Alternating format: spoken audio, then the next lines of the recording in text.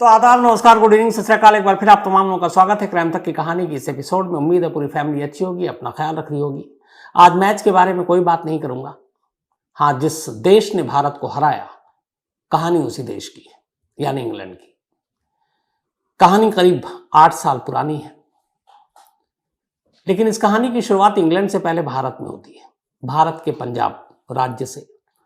पंजाब में एक जगह है नवा शहर, वहां एक परिवार रहा करता था, बरखा रानी का परिवार। 24 साल की बरखा रानी पढ़ने लिखने में बेहद तेज तर्रार, अपने घर की लाडली बेटी। उसने पहले ग्रेजुएशन किया, फिर उसने इंफॉर्मेशन एंड टेक्नोलॉजी यानी कि आईटी में डिग्री हासिल की। उसने इसके अलावा और भी अलग कोर्स में डिग्री हासिल की। बड़ी ख्वाहिशें थी उसकी जिंदगी में कामयाब बनने की, कुछ बेहतर करने की, अच्छा करने की, और उसी अपने ख्वाब को पूरा करने की वो कोशिश कर रही थी। इधर नवा शहर से हजारों मील दूर इंग्लैंड में एक लड़का रहा करता था जिसका नाम था जसबीर सिंह गिंडे। यह भी पंजाब का रहने वाला, और इसने भी अच्छी खासी पढ़ाई की, और ये एक बैंकर था पंजाब लंदन में ये अपनी नौकरी कर रहा था ठीक ठाक, इसके सैलरी सब कुछ। इसकी उम्र करीब 29 साल हो गई। 2013 में जसबीर भारत आता है, अपने परिवार के पास आता है। चूंकि उम्र हो गई थी 29 साल, परिवार वाले लगातार उस पर शादी का दबाव डाल रहे थे। अब आखिरकार जसबीर अपने इस परिवार की बात को मान लेता है और फिर लड़की देखना शुरू करता है। करीब 12-13 लड़कियों को देखता है वो, बट हर एक को रिजेक्ट करता जाता है। फिर आखिर में घर वाले बरखा रानी से उसकी मुलाकात कराते हैं। मैट्रिमोनियल साइट के जरिए बरखा रानी का पूरा प्रोफाइल गिंडे को दिखाया गया था। सब कुछ मैच कर जाता है, फिर रिश्ते की बात चलती है। फिर लड़का लड़की मिलते हैं और दोनों इस रिश्ते को मंजूरी दे देते हैं। इसी के बाद 28 मार्च 2013 को बरखा रानी और गिंडे की शादी हो जाती है, दोनों परिवार की सहमति से, मर्जी से। अब बरखा भी खुश थी, बरखा के घर वाले भी खुश थे कि एक अच्छा पढ़ा लिखा लड़का जो लंदन में नौकरी करता है, अच्छी नौकरी करता है, ठीक ठाक उसकी सैलरी है, तो उनकी बेटी की जिंदगी अब खुशहाल होगी। फिर ये भी था कि उनकी बेटी ने भी चूंकि आईटी में डिग्री ली है, पढ़ने लिखने में तेज थी, तो उसका भी फ्यूचर ब्राइट था कि लंदन में जाकर उसको बेहतरीन अच्छी कोई नौकरी मिलेगी। दोनों हस्बैंड वाइफ मिलकर कमाएंगे, खुशहाल जिंदगी जिएंगे। दोनों परिवार यही सब सोच रहे थे। अब शादी के बाद, जैसा कि होता है आमतौर पर अगर विदेश में शादी होती है, तो फिर आपको वीज़ा के सारे प्रोसेस होते हैं, क्योंकि आप एक कपल या हस्बैंड के या वाइफ के तौर पर अब आप विदेश जा रहे हैं। तो मार्च 2013 में शादी होती है। इसके बाद वीज़ा के लिए अप्लाई किया जाता है और उसमें काफ़ी वक्त लग जाता है, लेकिन वक्त लगने के बावजूद आखिरकार उन्हें वीज़ा मिल जाता है, यानी बरखा रानी को। वीज़ा मिलने के बाद बरखा रानी 10 अगस्त 2014 को पंजाब से लंदन पहुंचती है। मतलब अब तक शादी को करीब 1.25 साल के आसपास तो हो गए। तो एक लंबी जद्दोजहद के बाद अब वो पंजाब से लंदन पहुंची अपने पति गिंडे के पास। पहुंचने के बाद उसने अपनी खैरियत बताई, माँ बाप भी अब खुश, चलो बेटी अपने पति के पास रह रही, क्योंकि साल भर का टाइम, साल से ज़्यादा लग चुका था इस वीज़ा के प्रोसेस में। अब बरखा अपने पति गिंडे के पास है लंदन में, उसने अपना एक घर लिया हुआ है, उसी घर में दोनों हस्बैंड वाइफ रह रहे हैं। 10 अगस्त को पहुंची थी वो। 1 महीना 2 दिन सिर्फ बीतता है लंदन में रहते हुए। अब आती है 12 सितंबर 2014 की तारीख। बरखा रानी को मतलब वहां पे गए हुए 32 दिन हुए सिर्फ। एक रोज अचानक रात के वक्त गिंडे के घर से धुआं उठने लगता है। आस पड़ोस के लोग देखते हैं धुआं उठ रहा है, और उस धुएं के साथ उन्हें एक अजीब सी स्मेल आती है। इत्तेफाक से गिंडे जहां पे रहा करता था, जिस कॉलोनी में, उससे कुछ ही दूरी पर एक शमशान घाट था। तो वहां शमशान से अक्सर ऐसे धुएं या फिर उसकी स्मेल आया करती थी इस कॉलोनी में रहने वाले लोगों को, और वह खास किस्म की स्मेल होती थी, जैसे शमशान में जब चिताएं जलती हैं तो उठती है। तो पड़ोसियों को भी ऐसी स्मेल आई। फिर उन्होंने देखा कि ये गिंडे के घर से ये धुआं उठ रहा है। उनमें से 1-2 लोग गए, गिंडे का दरवाजा खटखटाया। गिंडे बाहर आए, उन्होंने कहा कि आपके घर से धुआं उठ रहा है। उसने कहा हम कुछ अपना वेस्ट कूड़ा करकट जो है वो जला रहे हैं।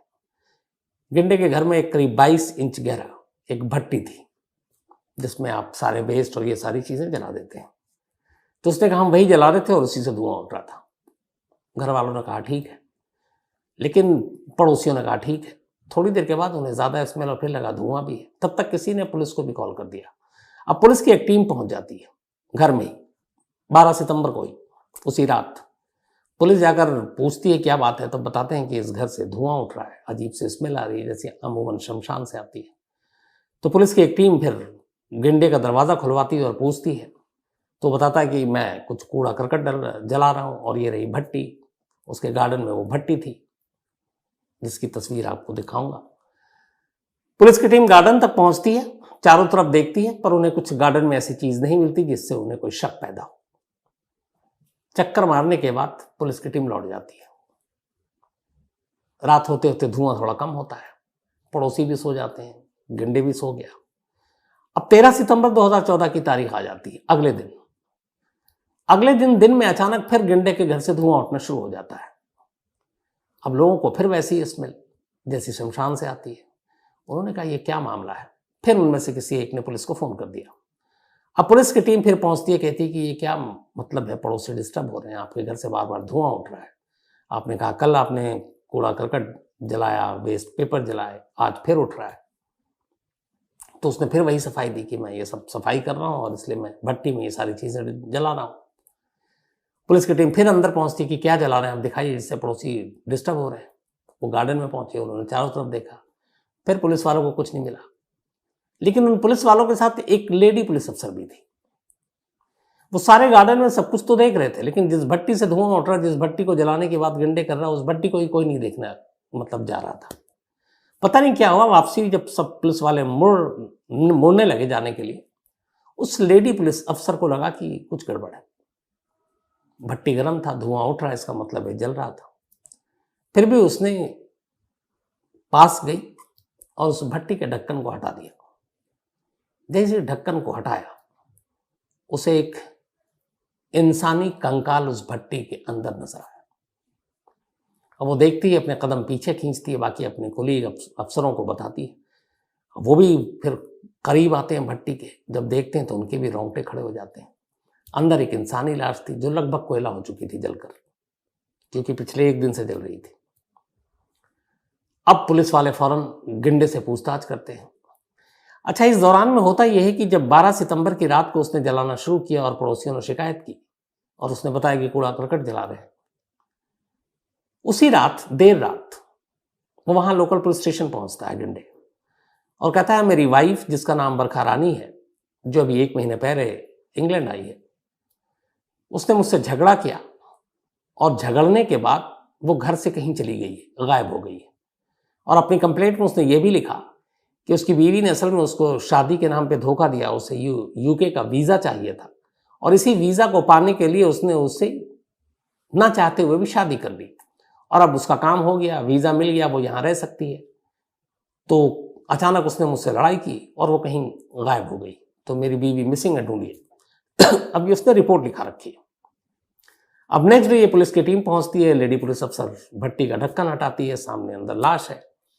पुलिस वाले हैरान, अब वो पूछते हैं, अब उसके पास जवाब नहीं, उसे अरेस्ट किया जाता है।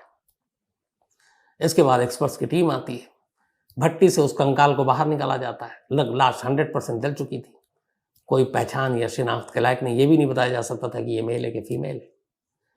तो खैर उस भट्टी से उस कंकाल को निकाला गया और उसको फिर भेजा गया पोस्टमार्टम के लिए और बाकी फॉरेंसिक की कार्रवाई के लिए।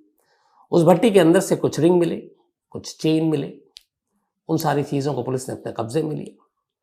और अब पड़ोसियों से भी पूछताछ हुई।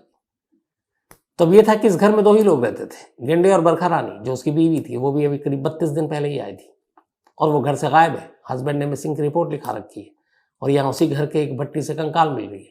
ये किसकी हो सकती है? अब जब पुलिस ने वो सारे ब्रेसलेट और रिंग, इन सारी चीज़ों को देखा, इस दौरान में अब पूछताछ भी हुई, घर के अंदर सारी चीज़ें खंगाली गई, कुछ एल्बम भी मिले वेडिंग्स के, तो उसमें वैसे ही सेम रिंग और ये बरखा रानी पहनी हुई दिखाई दी।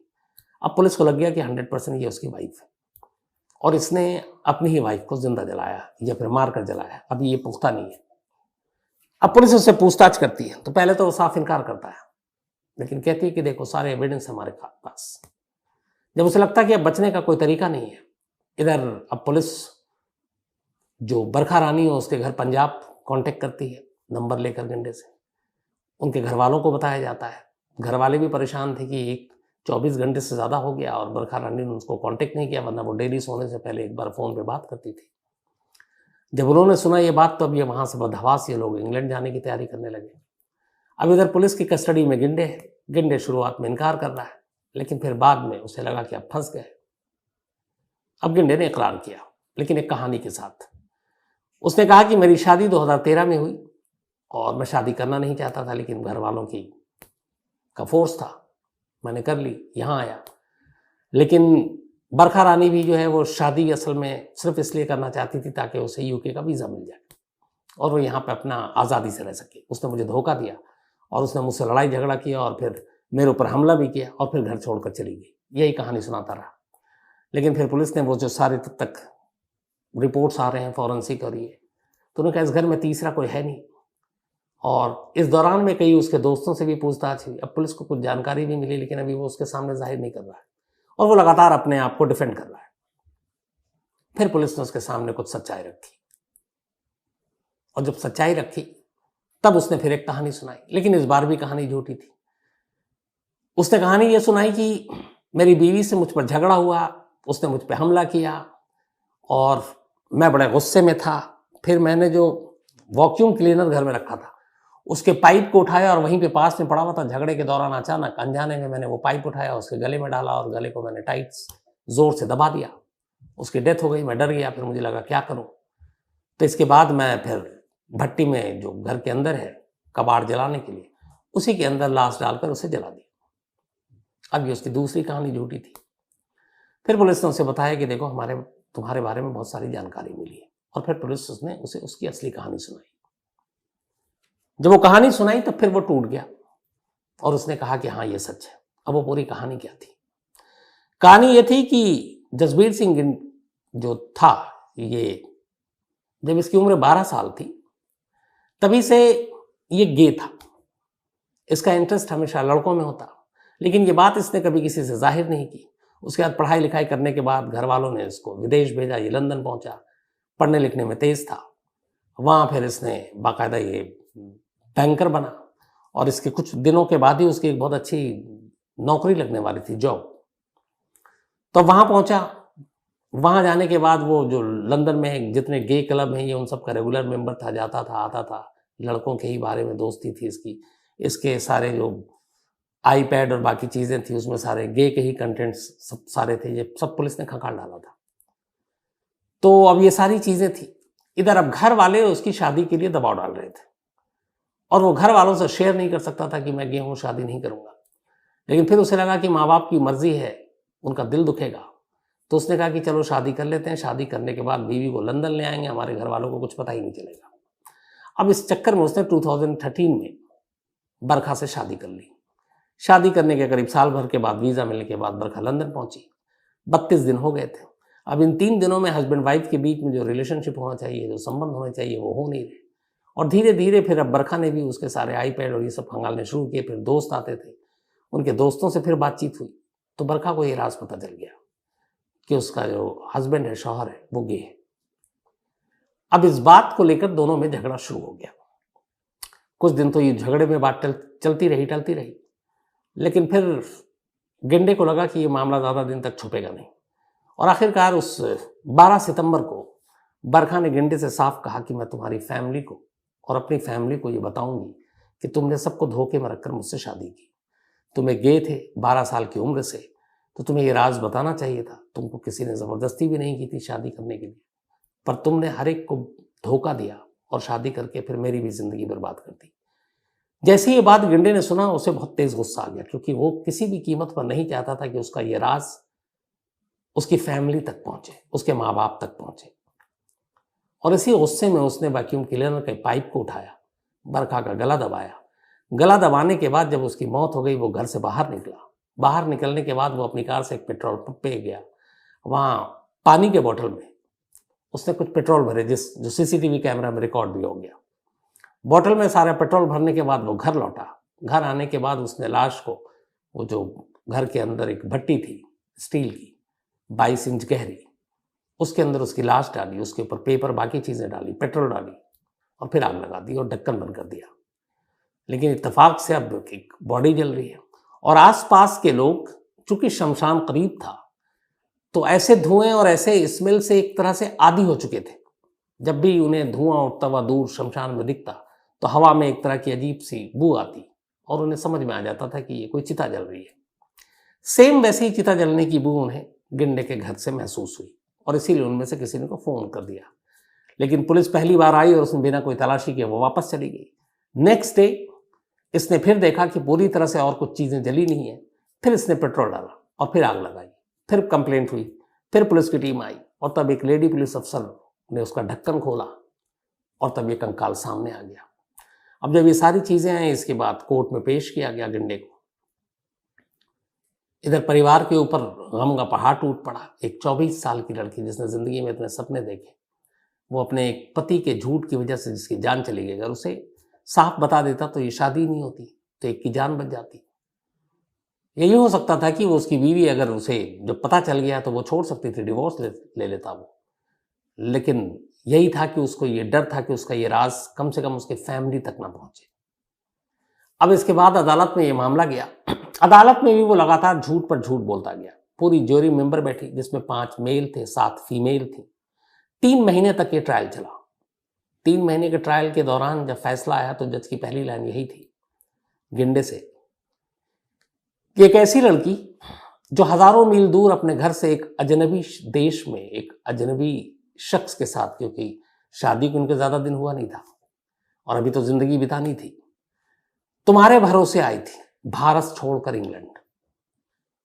उसका यहां कोई नहीं था, ना दोस्त, ना जानने वाला, ना रिश्तेदार। वो अकेली तन्हा और सिर्फ वो तुम्हें जानती थी और तुमने उसके साथ ये हरकत की, ये माफी के काबिल नहीं है। तुमने जिस तरीके से शुरुआत में लगातार इतने झूठ बोले, इतनी कहानियां सुनाई कि अब तुम सच भी बोलोगे तो उस पर भरोसा नहीं होगा। और जिस तरीके से ये एक क्रूरतम हद तक जाकर अपनी ही बीवी का कत्ल किया, वो भी माफी के लायक नहीं है। जूरी ने फिर एक सहमति से अपना फैसला सुनाया। फैसला था गिंडे को लाइफ इंप्रिजमेंट यानी उम्र कैद, और इस शर्त के साथ कि कम से कम 21 साल तो वो जेल में रहेगा, 21 ईयर, और इस 21 साल में उसे कोई पेरोल नहीं मिलेगी, यानी बाहर आने के सारे रास्ते बंद हैं, और ये सजा सुनाई गई। लेकिन बरखा रानी के परिवार को आज भी लगता है कि अगर एक बार गिंडे ने सच बोल दिया होता तो उनकी एक लायक बेटी शायद आज इस दुनिया में जिंदा होती और पता नहीं बहुत कुछ कर रही होती।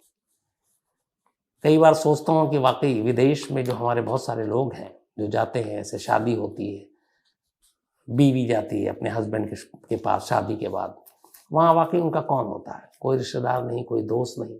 आप जब रहना शुरू करते हैं धीरे धीरे आस पड़ोस के लोगों से दोस्ती होती है। अगर आपके कुछ रिलेटिव हैं तो चलिए और भी अच्छी बात है, वरना एक हस्बैंड वाइफ दोनों एक दूसरे का ही सहारा होते हैं, एक दूसरे को ही जानते हैं, एक दूसरे ही के दोस्त होते हैं, सब कुछ होते हैं, हमदर्द होते हैं, हमराज होते हैं। लेकिन अगर एक लड़की इतनी दूर जाए और उसका पति उसके साथ ऐसा सलूक करे तो फिर क्या कहा जा सकता है?